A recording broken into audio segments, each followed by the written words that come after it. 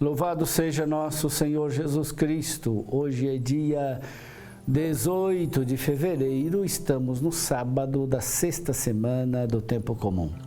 A leitura de hoje é de Hebreus, capítulo 11, versículos de 1 a 7.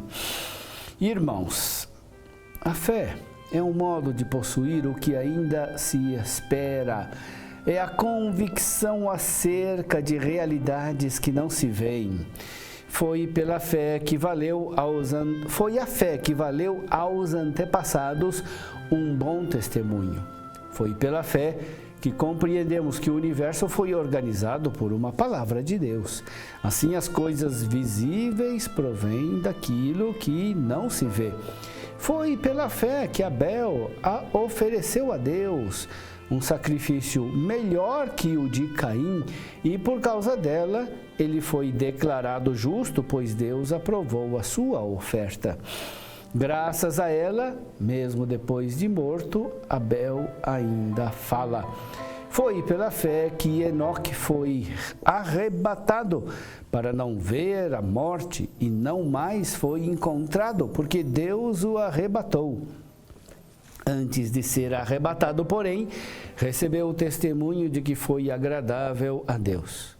Ora, sem a fé é impossível ser-lhe agradável, pois aquele que se aproxima de Deus deve crer que ele existe e que recompensa os que o procuram. Foi pela fé que Noé, avisado divinamente daquilo que ainda não se via, levou a sério o oráculo e construiu uma arca para salvar a sua família. Pela fé, ele se separou do mundo, tornando-se herdeiro da justiça que se obtém pela fé.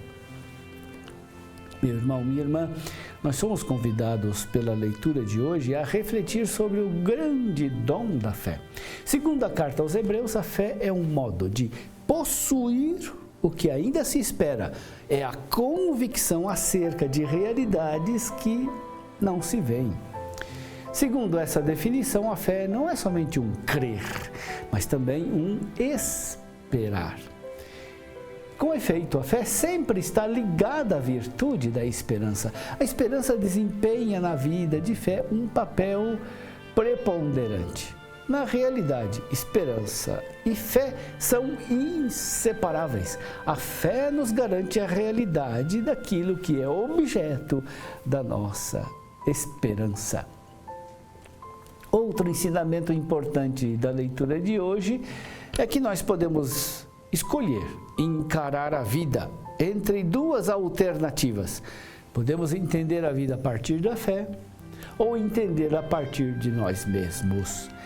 Entender a vida a partir de nós mesmos significa ter uma concepção materialista da vida, baseada na suficiência humana e nas circunstâncias e possibilidades que a vida nos oferece no aqui e no agora. Nada há para além das realidades que nós vemos com nossos próprios olhos, nem futuro no qual as coisas sejam melhores do que no presente. Entendida a partir da fé, a vida se revela como uma peregrinação para uma pátria melhor, com a certeza de um futuro que nos espera e que compensará todas as renúncias e sacrifícios que a própria fé nos impõe no presente. A primeira concepção da vida estava muito difundida na sociedade e na cultura da época de São Paulo, sobretudo na filosofia do estoicismo. O estoicismo proclamava a superação e o desprendimento das coisas deste mundo, a fim de alcançar a paz interior e a segurança superior às coisas e comodidades que este mundo pode nos dar.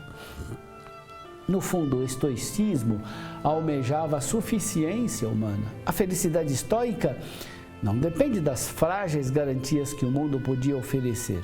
Era preciso buscar em si mesmo a garantia e a estabilidade da felicidade.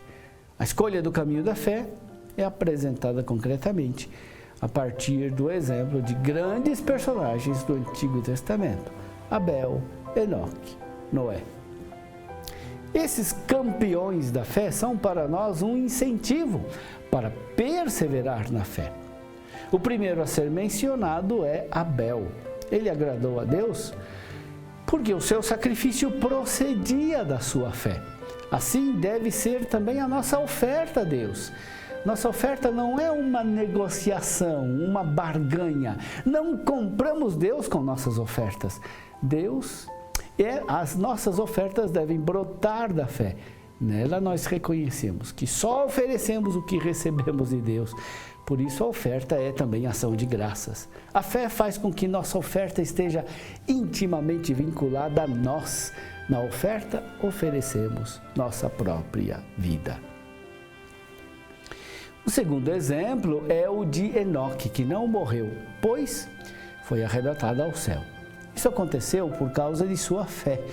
O exemplo de Enoque é importante para nós, porque nos ensina que não podemos agradar a Deus sem a fé. Assim como Enoque, queremos ser arrebatados por Deus, mas isso não acontecerá se não tivermos fé. O terceiro exemplo é Noé, pois ele fez a vontade de Deus. A vontade de Deus poderia parecer estranha, pois Deus mandou construir uma arca num país seco e árido. O fato de ele ter levado a sério a ordem de Deus é um exemplo claro para nós, quando temos que enfrentar as provas de fé que Deus põe na nossa vida.